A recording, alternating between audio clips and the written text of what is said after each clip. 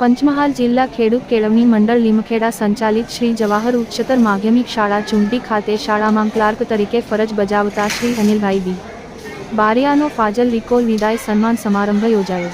પ્રાપ્ત માહિતી અનુસાર 30 સપ્ટેમ્બર 2024ને સોમવારના રોજ સિંગવડ તાલુકાની શ્રી જવાહર ઉચ્ચતર માધ્યમિક શાળા ચુંડીમાં ક્લાર્ક તરીકે ફરજ બજાવતા શ્રી બારિયા અનિલભાઈ બી નો વિદાય સન્માન સમારંભ યોજાયો હતો।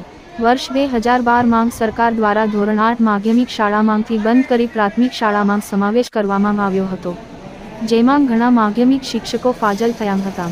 તે સમયે અનિલભાઈ બારિયા શ્રી નહેરુ માધ્યમિક શાળા દાસામાંથી ચિત્ર શિક્ષકમાંથી ફાજલ થયા હતા અને ત્યારે તેમને જિલ્લા શિક્ષણાધિકારીશ્રીની કચેરી દાહોદ દ્વારા ચિત્ર શિક્ષકને ક્લાર્કનો હુકમ જવાહર ઉચ્ચતર માધ્યમિક શાળા ચુંડીમાં કરવામાં આવ્યો હતો। આમ તેઓ 22 જાન્યુઆરી 2013થી શાળામાં હાજર થઈ આજ દિન 30 સપ્ટેમ્બર 2024 સુધી ક્લાર્ક તરીકે ફરજ બજાવી હતી।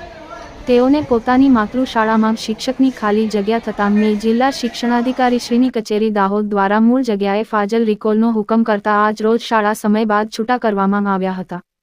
વિદાય સન્માન સમારંભની શરૂઆત પ્રાર્થનાથી કરવામાં આવી હતી। શાળાના શિક્ષક શ્રી એસ જે પંડ્યા સાહેબ દ્વારા અનિલભાઈની ફરજ પ્રત્યેની નિષ્ઠાને બિરદાવવામાં આવી હતી, તેમજ શાળાના નિવૃત્ત શિક્ષક શ્રી કે માયાવાંશી સાહેબ દ્વારા જીવનમાં ઉત્તરોત્તર પ્રગતિ માટે શુભેચ્છાઓ પાઠવી હતી, તેમજ પીસી બારિયા સાહેબ દ્વારા શાળા માટેની નિષ્ઠા અને વફાદારીને બિરદાવી હતી।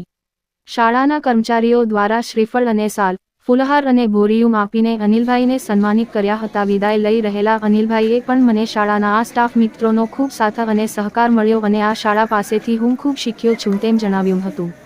શાળાના આચાર્ય શ્રી ડીડી તાવિયાડ સાહેબ દ્વારા શાળાના વહીવટમાં ક્લાર્કની ભૂમિકા અને તેમાં અનિલભાઈ નિભાવેલ જવાબદારી અને કુશળતાની પ્રશંસા કરી હતી અને પોતાની માતૃશાળામાં જઈને પણ કર્તવ્યનિષ્ઠ બની પોતાનું કાર્ય કરશે તેવી આશા વ્યક્ત કરી હતી।